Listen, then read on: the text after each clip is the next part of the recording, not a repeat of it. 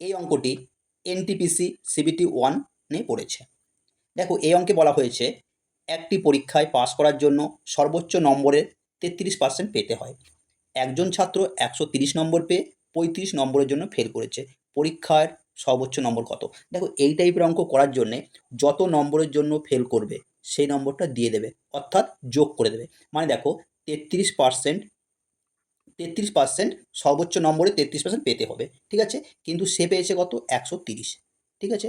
যেহেতু 35 নম্বরের জন্য ফেল করেছে, এই জন্য কী বললাম, 35 ওকে দিয়ে দিতে হবে। তাহলে কত হয় এখানে? 165। তাহলে আমি বলতে পারি 33% সমান 165। তাহলে 1% সমান কত? 165/33। কী বলেছে? পরীক্ষার সর্বোচ্চ নম্বর সবসময় কত হয়? 100, ঠিক আছে? তাহলে 100 সমান কত? 165 গুণিত 100/33, ঠিক আছে? 5 33 165, তাহলে 5 আর 100 গুণ করলে কত হয়?